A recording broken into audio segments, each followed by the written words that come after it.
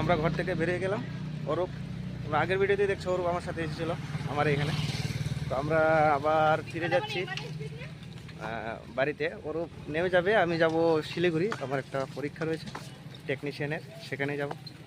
চলো দেখতে থাকো কীভাবে যাই, ট্রেনে কীভাবে যাই না যাই। হ্যাঁ, সবাই ব্লক হবে।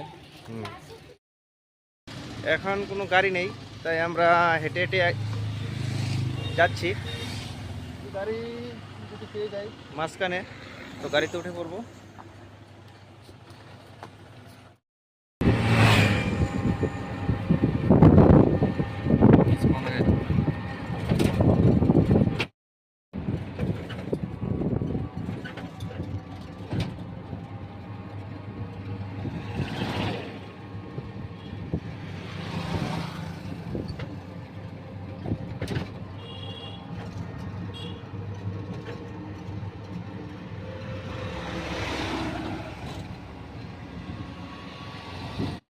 তো হ্যালো গাইস, তো আমরা যে আসছিলাম অমলদার সাথে, অমলদার এই কোয়ার্টারে।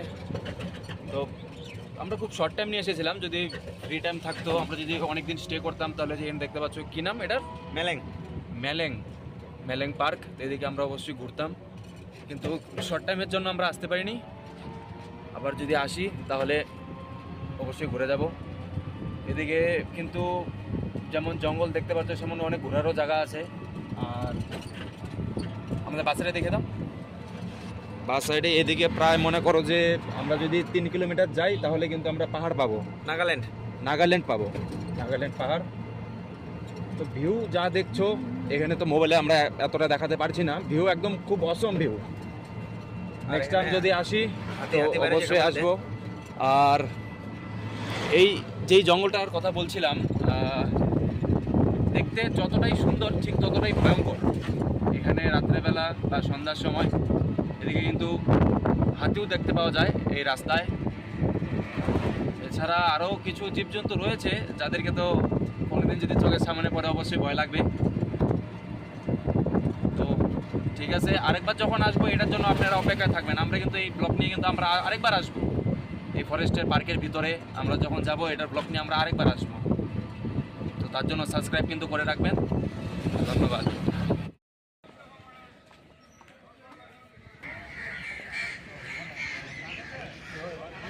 এটা হচ্ছে মরিয়ানি জংশন। অরূপ যাচ্ছে সামনে।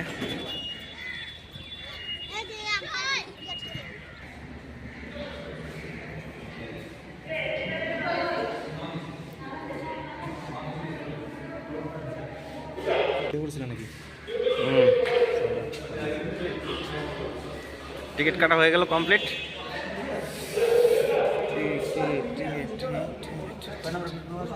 এটাতে আসবে এক নম্বর। ট্রেন ঢুকছে।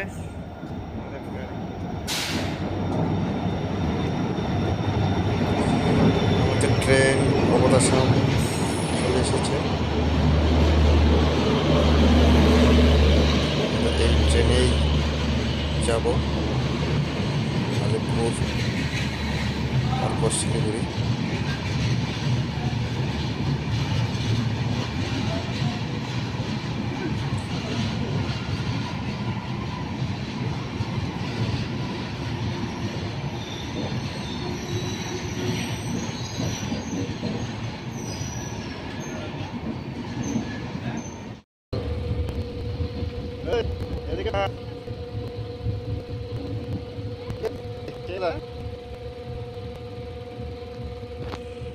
সেই মজা পাইছস না ট্রেনে? ওইটা সেই মজা, শুয়ে স্লিপারে দারুণ মজা। খিদা লাগছে, সেই যে একটু পরে খাবো।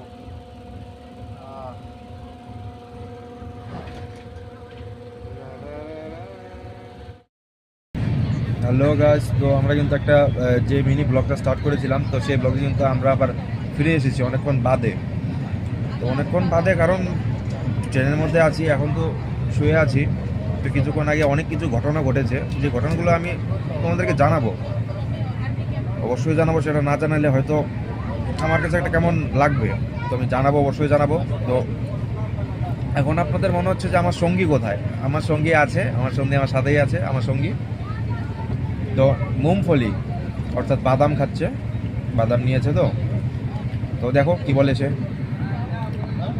বাদাম টাইম পাস হচ্ছিল না, বাদাম আসছিল, বাদাম নিয়ে আসছিল, তাই ভাবলাম বাদাম খাই। আর আমাদের কাছে খুচরা টাকাও ছিল না, খুচরা করলো ওরও, তারপরে বাদাম কিনলাম। পুরা মজা। তো বাদাম খেয়ে বলে পুরো মজা হচ্ছে। তো মজা তো মজা, মজার উপরে তো সাজার ঘটনা সেটা ঘটেছে, সেটা বলবো একটু পরে আমরা। তো এখন সেটা বলতে পারছি না, এমন একটা সিচুয়েশন। তো বলবো যেমন মজা হয়েছে অনেক, জানাচ্ছি, একটু পরে জানাবো। লাইনে থাকো, তোমরা সাথে থাকবে, তোমাদেরকে জানাবো আর কি। 5:30 বাজে এই মুহূর্তে এনজিবিতে পৌঁছে গেলাম। ও যে ট্রেন, এখন আমি যাব সুরেন্দ্র ইনস্টিটিউটে। আমার এক্সাম রয়েছে, হাতে টাইম আছে 2 ঘন্টা।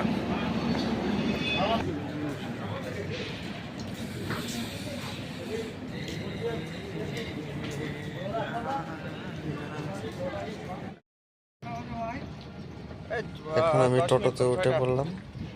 টোটো দিয়ে আমি শিলিগুড়ি জংশন পর্যন্ত যাব, সেখানে ফ্রেশ হয়ে তারপরে আমার এক্সাম সেন্টারে আমি চলে যাব। রাজীবের সাথে দেখা হলো, রাজীব হোটেলে ছিল ওই জায়গায়। তো এখন আমরা যাচ্ছি পরীক্ষা সেন্টারে। কি রাজীব, কিছু বলো? তাহলে বলবো আর অনেকদিন পরে দেখা হলো। হ্যাঁ, অনেকদিন পর দেখা হলো আর কি। আমার তো সেই প্রিপারেশন বন্ধু। না না, প্রিপারেশন নাই ওরকম। আমার এরকম প্রিপারেশন, আমি অ্যাডমিট কার্ডটাও ডাউনলোড করি নি। ওখানে গিয়ে ডাউনলোড করা যাবে, কোনো ব্যাপার না। এই তো সকাল সকাল খোলা পাবো আর প্রতি বন্ধু আসছে। ফাইনালি আমরা পরীক্ষা সেন্টার পৌঁছে গেলাম। আমাদের রিপোর্টিং টাইম 7:30। তো হ্যাঁ। এখন কিছু নাস্তা পানি করবো, হ্যাঁ, করে তারপর ঢুকে যাবো। আচ্ছা, বাহ, খুব সুন্দর বললো বন্ধু।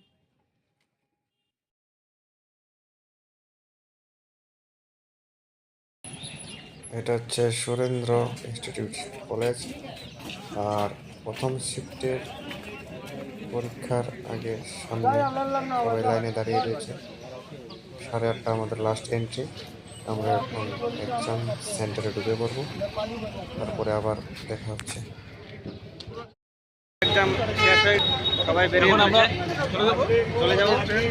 আর চলে যাবে না হলে? যদি বলো যে এক্সাম কিরকম হয়েছে, একদম তো ফাটাফাটি, একদম প্রিপারেশন ছাড়া এক্সাম দিলে যেরকম হয় সেরকমই হয়েছে। চলো। তো আজকে এখানেই, আমরা এখন যাব, গাড়ি ধরবো। রাজেশ চলো।